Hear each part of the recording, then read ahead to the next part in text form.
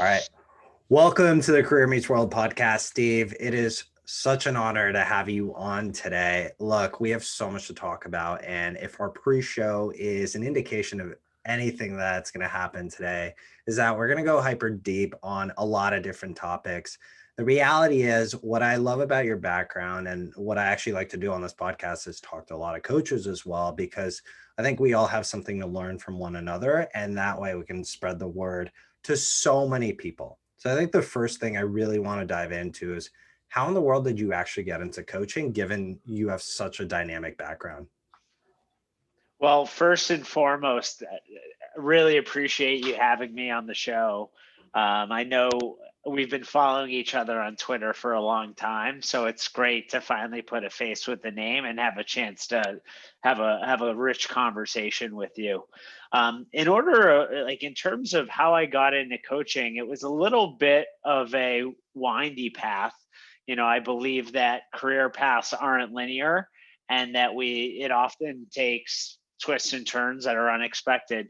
But I spent almost the first day, and I'm gonna date myself right now, so don't judge me. But I spent the first decade of my career as an operator at Microsoft in the Kraft Group. They own and operate the New England Patriots in Boston and a number of startups. And then I spent almost the last decade as a VC at some of the top funds, early stage funds in New York City. And about 3.5 to 4 years ago, we could even back up further. About 6 years ago, I found meditation. Shortly after that, I got sober. And then I started working with a coach. And one day I came home, this must have been like 4 years ago. I came home and I said to my wife, who also happens to be an entrepreneur, I said, "Hey, Liza, I think I want to be a coach." And she said, "You can do that when you retire, like later in life. Like you always wanted to teach, you can teach and coach." And I just kept on that idea kept on playing over in my head. And I had ultimately decided to leave the firm that I was at, where I was a partner, and I was going to have a bit of time off to figure out what was next. And I said, "Well, now's a great time to go and train to become a coach, because I don't have kids yet. I have a little bit of a downtime, and I need to figure out what's next." And so that was really the entryway into it. What's fascinating is that what your wife said is there's often this misnomer that you can do these types of things when you're older, you're retired, it's more of a hobby, but you've now turned it into a full-time profession. Yeah. And I know a lot of people start their career and they're thinking, oh, I have to go work at Goldman. I have to work at some big four consulting company, Microsoft, Facebook, whatever top name, sexy company it might be. And I think there's something to be said that as you consume information and learn and really process it, you can help a lot of people. And I think having a coach, you realize that quickly. So I'm curious if you could share a little bit more about what it is that makes you unique as a coach. I know you have a lot of different unique certifications, but what about your practice that you're able to kind of incorporate everything that you've learned and kind of disseminate it back out to a lot of people that makes you unique as a coach? Yeah, I would say for me, my unique, I wouldn't even say spin, but like what I bring that's different is my lived experience, right? Like we spent a little bit of time talking about my work experience, which we could go a lot more depth into. But I also think there's a lot of lived experience around meditation and getting sober and going through tremendous amounts of personal change in many different areas of my life. And so I would say that, for starters, my lived experience, I think, isn't, I wouldn't say is like super unique, but it's definitely unique. And I think that, given my 20 years as an operator, as an investor, I've seen hundreds of startups, invested and been involved with countless companies and founders. And so I've seen a lot. I've also advised and been on the board, right? So there's that sort of deep knowledge about startups, particularly in the 0 to call it 1 phase. So call it pre-series B is like where I just have so much context and understanding and relationships and depth. But then I think on the other side, the sort of what I like to call the inner game is that that that the ability to help someone start to develop, whether it's self-awareness, self-management, and these other components. And so I can flex up, like I like to say that coaching is a big spectrum. On one end is transformational coaching, and on one end is like the old school executive coaching that looks more like advising. And I can flex up and down that spectrum, and I have a range of frameworks and tools, but I can also like be spontaneous and feel into the moment depending on what's called for. Yeah, I like the kind of chameleon approach, as we can call it, where you can flex in any direction. Let's get a little bit deeper because I know you hinted at sobriety, and that's seemingly a big, important piece of your life now, coupled with meditation. Can you walk us through that journey, what led to it, and how has it impacted you today? Yeah, so I should start by saying this is just my journey. Like, everybody has a different story. For if you talk to people that have struggled with addiction that have come on the other side, there are many different shades and variations of addiction, and so I should start by saying that. But geez, addiction, I think the best place to say is addiction runs in my family. Some people that I am also very close to struggled with addiction, like my parents and other and friends. And um, when I got to college, I started to realize that I needed substances to like feel feel normal, almost like social lubricant. And then as my career really took off, what I noticed was at the end of every day, I needed a drink or two, or I had to smoke, just to like take the edge off, to like quiet my mind. And then extrapolate that out 15 years, and it had become this habit. And for me, like my life wasn't a mess. Like I didn't have like, didn't wasn't in debt, didn't wasn't like unemployed, like it. I was highly functional, but absolutely needed these substances to survive. And for me it was like a little bit of alcohol, nicotine, definitely lots of weed and Adderall because I was prescribed it for my ADD.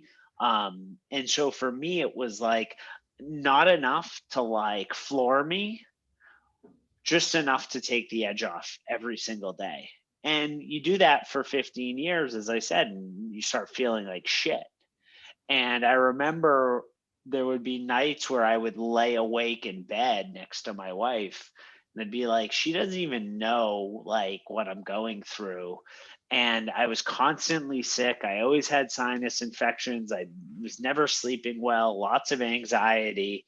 And finally, I was just like, I'm so sick of this. Like, I feel like shit. And if I eventually want to be a father and a great partner, and, at the time I was partner at a, big VC fund, I was like, if I want to fulfill and realize my potential, like, what the fuck am I doing? And it's only going to get worse because addiction's a progressive disease. And, I've seen it progress in others. And so I was just like, yeah, I need to make a change. And it's such an important one to make, and a big distinction for a lot of people is that, look, you and I aren't here to prescribe any sort of medical advice or any sort of advice around just how to cope with this. And like you said, everyone's journey is very different. But that being said, taking notice and being present with who you are and how it's impacting you, how it's showing up in your life, sounds like that played an instrumental piece in how you think about things. Did you find meditation as you were trying to find a way out of the addiction, or how did Yeah. meditation come into play? Yeah. So over the years, I had tried to quit on my own. Yeah, and I would go to bed on a Sunday night after being stoned, and I'd be like, tomorrow I'm done. Tomorrow, and I had tried everything, and I just couldn't quit. I couldn't quit on my own, and so I was. this was about a half a year before I got sober, but I was away on vacation and I had finished reading my book that I was going through, and I discovered in the Amazon bookstore, it was just recommended to me, The Power of Now by Eckhart Tolle, and I started reading it. And it just knocked me on my ass for a whole bunch of reasons. And it really spoke to me. And I got home from that trip and I texted a friend of mine, Sydney, who is, has been a meditator for many, many years. I said, hey, I want to learn how to meditate. And I was inspired by the book with the idea that, hey, maybe this is the thing that ultimately helps me get sober and sort of kick my bad habits. And what I found is that it absolutely led me on that path, but it was unexpected in terms of like how I got there. And I think that the type of meditation that I learned was TM, or also known as Vedic, very similar. And it's a mantra-based meditation where you're basically given a mantra and you repeat it over and over and over and over and over until you start to transcend. And you sort of drop into this, almost like it feels like this new level of consciousness. And in that process, it was the first time that I went inside and actually like sat with the things, with the thoughts, feelings, beliefs, judgments, all these things.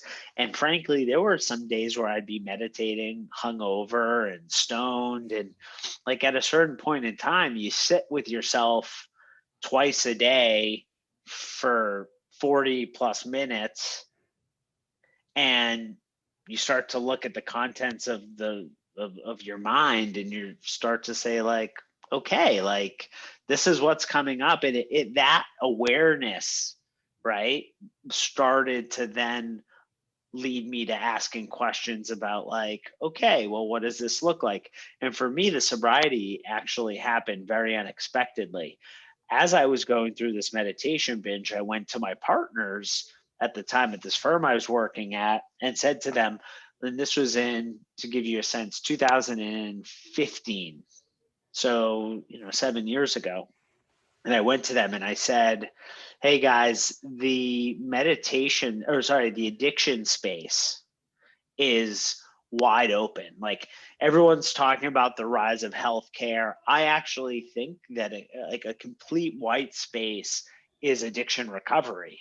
Like it's literally like the solutions are laughable for all these reasons. And so I started like reading about all these different, I started reading about addiction and all these different forms of treatment.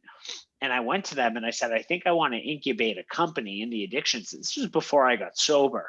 This was like, and I was like, well, if I start a company around addiction recovery, then like, I think I have to get sober. And we ended up, they eventually were like, we completely agree. I asked them to go and like, I was like, I want to hire a summer associate or like a summer MBA to come and help me on research. And that same week, a new intern started and was put on this project. So there were 2 interns and myself.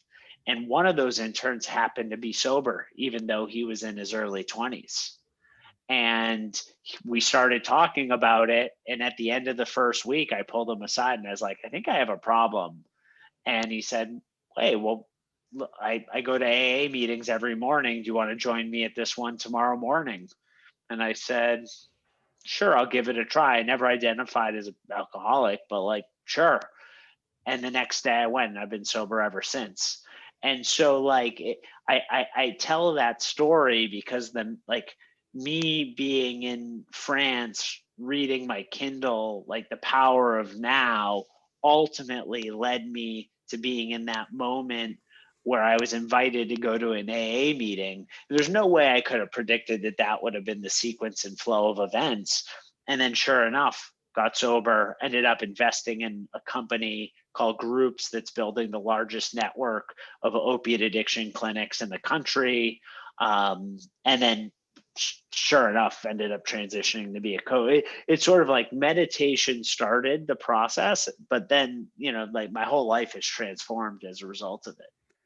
I appreciate you going so deep on that story. To be candid with you, I had a conversation with my own wife the other day, and we were talking about how every single moment really compounds on the next thing that's happening in your life. And oftentimes we think that one interaction, one book, one podcast, this conversation you and I are having, right?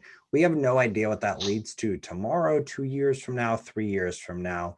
And that's why I think both you and I probably teach this in similar ways, where it's important to be present. And how do you understand what being present really means, being grounded, and appreciate the conversation that you're having in front of you rather than being distracted or not being open to things, right? I think even in that conversation, you had somebody on your team who's relatively junior, yet they were the person that inspired you to finally take the leap into AA. But mentally, you might not have been there had you not read the book, had you not gone through your own meditative practice, right?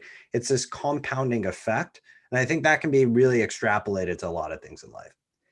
Yeah, and if I may, I can share a story about how I got the job at the Kraft Group and the New England Patriots, because I think it absolutely touches upon this dynamic in life where, like, the smallest opening can actually crack wide open, and sometimes we're not even aware of the doors that want to emerge in our lives, but we don't take advantage of an opportunity, or we don't recognize that it is even an opportunity. And so, to give you a sense of the story, so my wife at the time, my wife and I were just started dating. We're out to dinner in Soho. This is the spring of 2007, so a long time ago. And I was complaining about work at the startup and just saying, hey, it's not really a good fit, but I don't think I want to go to business school. And she stops me in that moment. She's still a senior at NYU. And she said, Steve, what would your dream job be? I kid you not, that was the question. And I said, I think it would be to like work at the intersection of professional sports and digital media. Because I previously worked at Microsoft. I was working for a video game ad network. And she said, well, what job? And I said, maybe the NFL. So later that night, I went home and I'm at her apartment, and I go online and I find a job, and I go on NFL.com, just being like, okay. I didn't even go on any other website. I just went to NFL.com, and I found a job for, basically it was like on their corporate development team, basically the group that brokers the big strategic partnerships with like Electronic Arts for Madden and things of that nature. I was like, this looks like the perfect job, but how the hell am I going to get my foot in the door? So the next morning I walk into work. I'm one of the first people in there. And the guy that sat across from me was this guy, Ephraim Luft, who I'm still in touch with to this day. We're still friends. I said, Ephraim, do you know anyone that works at the NFL? And he said, I don't, but you know who does? Manny. Manny was one of our co-founders. He said, Manny's brother works for the NFL. You should go talk to Manny. So later that day, I pull Manny aside in a conference room. I was like, hey, man, being all furtive and secretive. I was like, hey, I hear your brother works for the NFL. I found this job online. He's like, dude, I'd be happy to put you in touch with my brother. I love working with you. It would suck to have you leave the company, but let me put you in touch with my brother. Do this. Send me your resume and the job description later tonight. I'll forward it to my brother. And I don't know if he knows the role or the manager, but I'm happy to at least put it in front of him. So I hurry home. I send Manny everything he asked for. Later that night, I'm not even shitting you, I get a call from Manny, and he said, you're never going to guess this. I said, what? He goes, the job that you found online is my brother's job. My brother's leaving the NFL, and that's his job. So next thing I know, literally not even a week later, I'm interviewing at 280 Park at NFL headquarters. I go through 4 rounds of interviews. I'm one of the finalists among the 2, according to, and I don't get the job. And I'm absolutely crushed. I'm like, oh, and they said, hey, Steve, we really liked you. It's not a matter of if you get a job, just a matter of when. We'll keep your resume, at bay. Just hold tight. And literally 2 months later, I took a red eye from Seattle back to New York. It's 8 a.m. I'm exhausted, and I get a call from an unknown number, and they said, Steve. I open it up, I pick up the phone, and she said, Steve, this is Steven Schlafman. And I said, yeah, it is. Who's calling? And she said, this is Robin Boudreau. I'm the senior vice president of HR at the Kraft Group and the New England Patriots. We got your resume from the NFL. I'd love to talk to you about a job opening here. And so the reason why I tell that story is because if I wasn't dating my wife, if I wasn't sitting with her out to dinner in that moment, if she didn't ask me what my dream job would be, if I didn't have the balls to go online and search for a job, if I didn't ask my friend Ephraim, right? Like, it was this chain of events that ultimately created this opportunity for me. And I think, like, that's how one small moment can drastically change the trajectory of your life and career. I love that. It's such an important story because at the end of the day, what you're really sharing is the power of questions. And it's something I like to teach. But the truth is, you have this great relationship with your wife. I know you're fortunate to have met her at the time. I think you said you were dating, but she asked and prompted a good question, which prompted more questions, which led you to this deeper level of thinking. And those sequence of events happen so often in life. So again, if you're somebody listening right now, what I recommend you do is just stop and start asking yourself better questions, right? Our life is predicated on the quality of questions that we ask ourselves. And I know that that is a consistent theme throughout your life. And it takes time to realize that. And I think the hope for both of us is that through sharing these types of stories that we can empower people and have them actually go through this loop a lot faster and bypass maybe some of those hard moments. But I think for you, there's also a story about rejection, right? Is that a lot of people, when they might get rejected from the NFL, especially this prominent role that you wanted and seemingly stumbled upon relatively quickly, it can be defeating. So I was bummed because I had gone through this whole process thinking I was like really had a good shot. And what ended up happening is I got an even better job working for my favorite sports team in the world in my hometown. But I think, like, one thing I do want to say is that, like, dealing with rejection is important, but in order to be rejected, you need to be vulnerable and willing to fail. yeah. So how do you You think need to about be that? in that moment. Yeah. How do you think about rejection today, and how would you advise some of your clients now? Yeah, it's a good question. I actually have a quite a lengthy blog post on the topic of rejection, and I work with, obviously lots of CEOs that will be fundraising, and rejection is an inevitable part of that. And not just fundraising, it's also, the amount of founders that I've invested in, my wife certainly, who have put out offers for like an amazing candidate only to be rejected. And so I guess what I would say is, like, rejection is one of those things that actually like physically stings, right? I always think about the 3 core, like our 3 core needs: safety, control, and belonging, right? And belonging is so key to our comfort and sense of security and safety, that if we don't belong, we feel like we are been ostracized from the tribe, right? And what happens is there's a physiological response when we are rejected, because it triggers in our brains that we don't feel welcome, we're not wanted, that we don't belong. And so there is a real, for good reason, we've evolved to really not only feel it, but fear that rejection, right? And to protect against it. Now that when you realize that this is an evolutionary mechanism, right? I'm not saying it gets any easier, but that our brains are wired in a way to want to resist any opportunities where this is a case. Like in some ways, it's a little bit of an illusion. And for me, the way that I tend to work with entrepreneurs is like, listen, rejection is a part of it. It's like, how do you change your relationship to that rejection? Again, it's not going to make it easier. And there's a whole bunch of things that you can do around that. Everything from reframing, working out, like almost like resetting your body. Like there's a bunch of different techniques that we could dive into.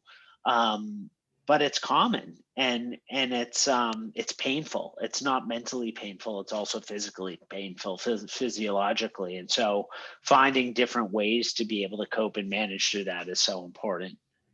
It really is. And to put you on the spot, I know one of the mechanisms that you often teach is NLP. And I'm curious if you can kind of expand for a lot of people who are interested in it or have never heard of it, kind of what NLP is and how it serves people. Yeah. So, and I should say I'm not certified in NLP. I've taken a number of classes, Okay. but basically, NLP is a technology that was developed in the 70s. They call it a technology. It's called Neurolinguistic programming. And it's basically a whole bunch of frameworks and tools to effectively like reprogram the way that you perceive the world. And again, there's lots of different tools and techniques included in that, but basically it's like, how can you reprogram the way that you interact with others in the world in a way? And there are some core tenets to neurolinguistic programming where, like one tenet is the map is not the territory, right? Meaning that the map is like what we think to be like like what we perceive to be the way that things are done, right? Whether it's like a playbook or a specific way of viewing the world through our lens, like that is not the only way, right? It's just like if you were handed a map of New York City, right? That map is just a representation of New York City. It is not actually the city. And just like my way of thinking about neurolinguistic programming is not the way, right? It's just a map of that. And when you begin to think that all of us have different maps of the world based on, how we were raised, where we live, like all these things make us. And so like, even just to start taking a step back, like we all have different maps of the world. And once you start to understand that and really get into like, oh, well, Edward has a different map than Steve, and Steve has a very different map than Eliza, you can start to navigate it a little differently. And for me, like my curiosity spikes in these moments. So like, anyhow, that's like one presupposition of NLP. There are a bunch of others.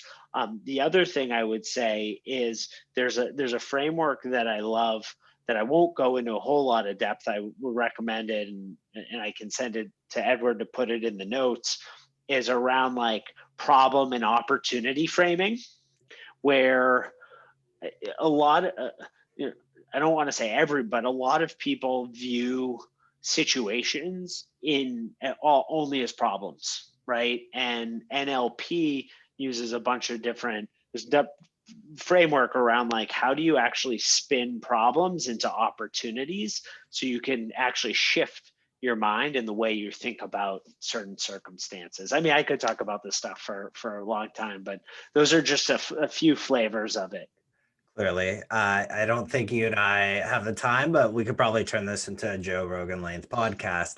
That being said, I like the analogy that you use around kind of the mental framework around mapping, because what I always like to say is we all kind of have the same compass, but we don't necessarily have to get from point A to point B the same way.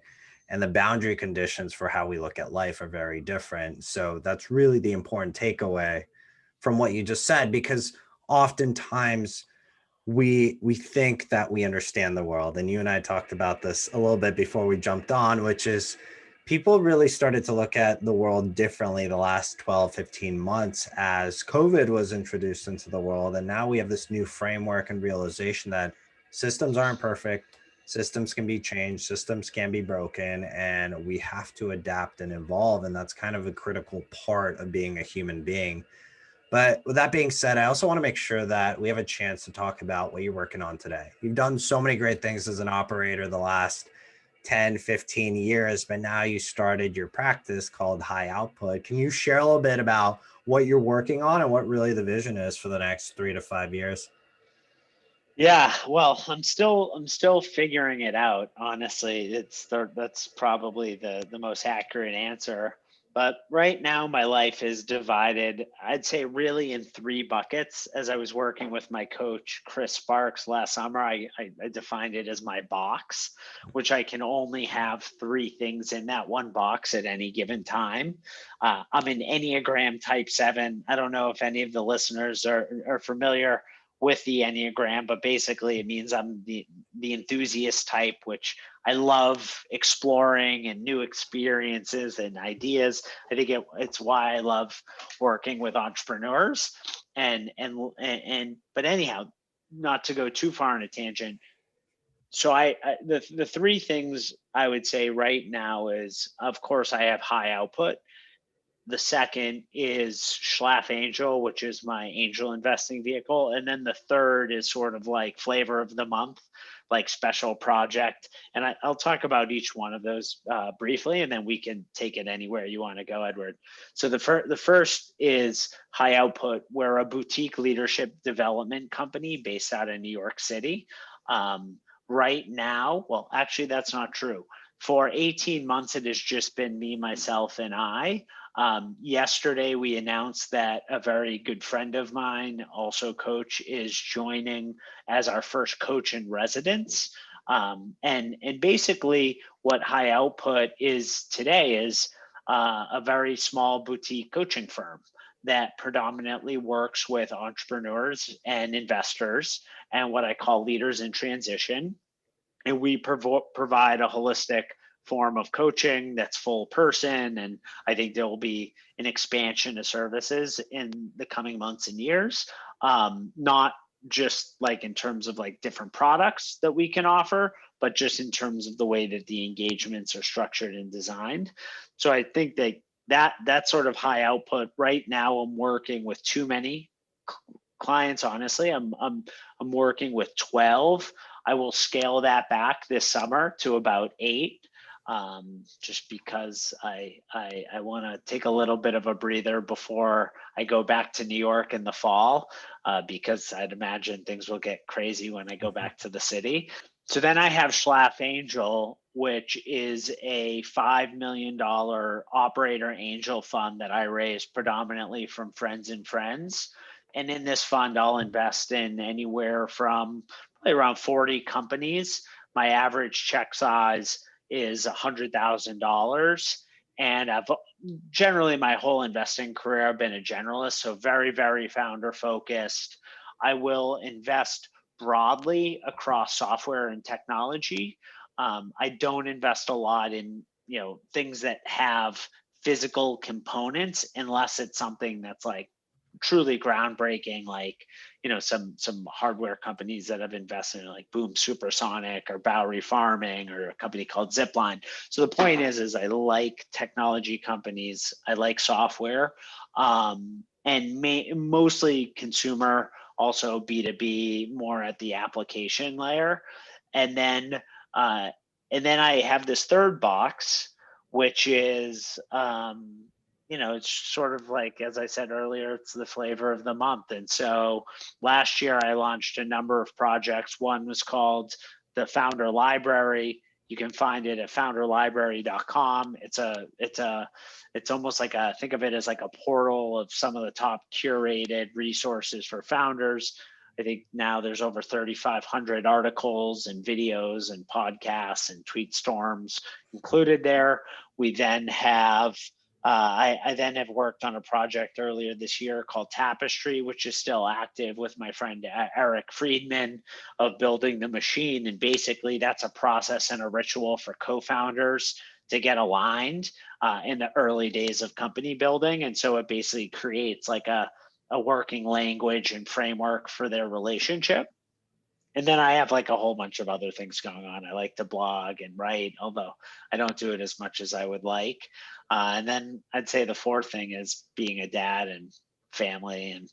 But there's a lot going on. There's not enough time in the day. I wish there was, but and I also value sleep. And so like come like 9:30, 10 o'clock at night, I'm fried and I'm ready to go to bed and wake up at 6:30 and do it all over again.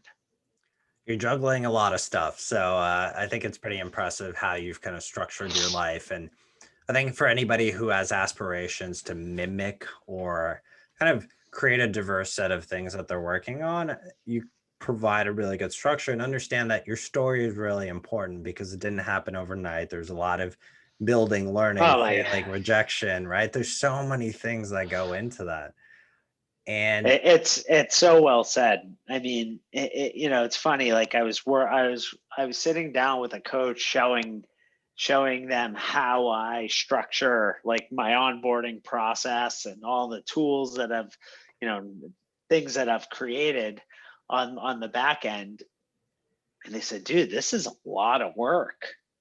When did you find the time to do this? And I said, well, I just did a little bit every week over 18 months. And this is what you see. And when I look at it, I'm like, oh, I haven't even scratched the surface. Like this is like duct tape and like cardboard, like, think 5 years out. But the point is, it is a process. It very much is a process.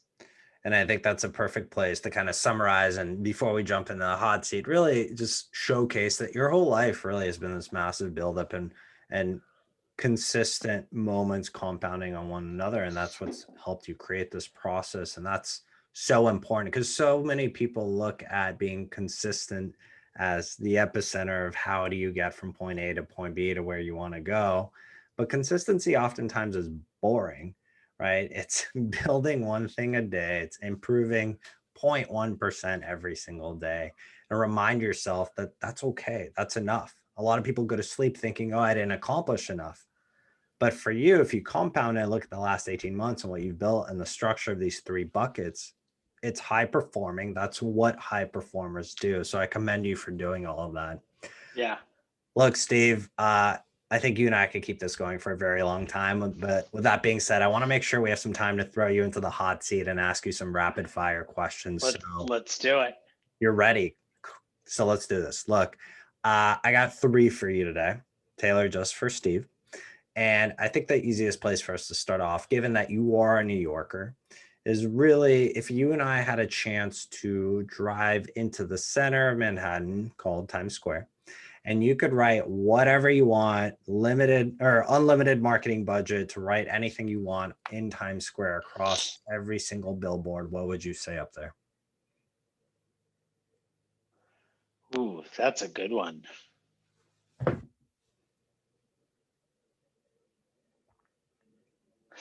I probably would.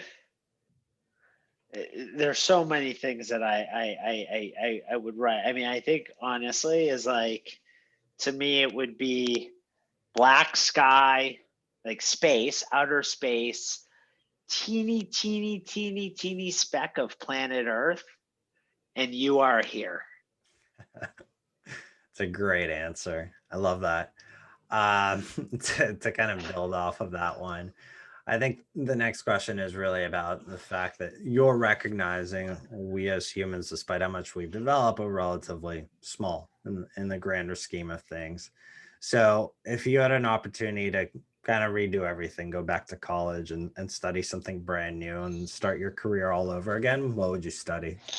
I probably would have studied three things. Like I definitely would have done a double major.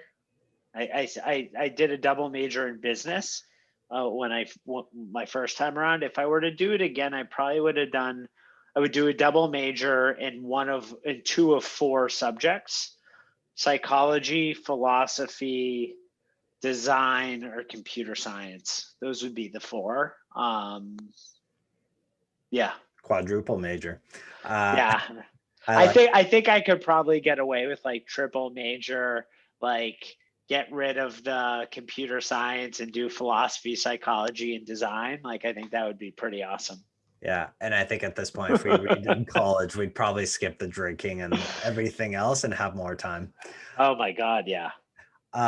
Last question I love to ask everyone just because I think for a high performer, you like to learn. So if you had to read one book for the rest of time, what would that book be?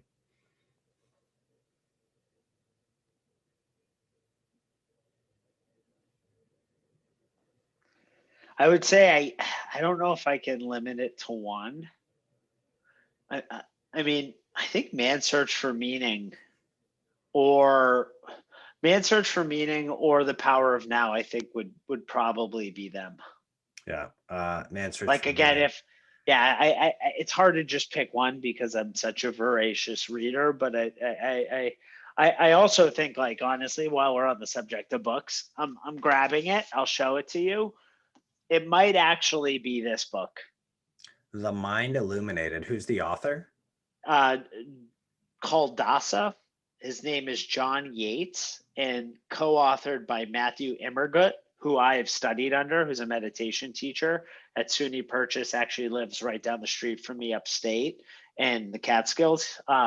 This book is next level. It's basically like it's a comprehensive meditation guide that basically deconstructs meditation down to like 12 stages. Is it 12 or 10 stages? I think it's 10 stages. Thinking of the 12 steps, but 10 stages of meditation. It's next level.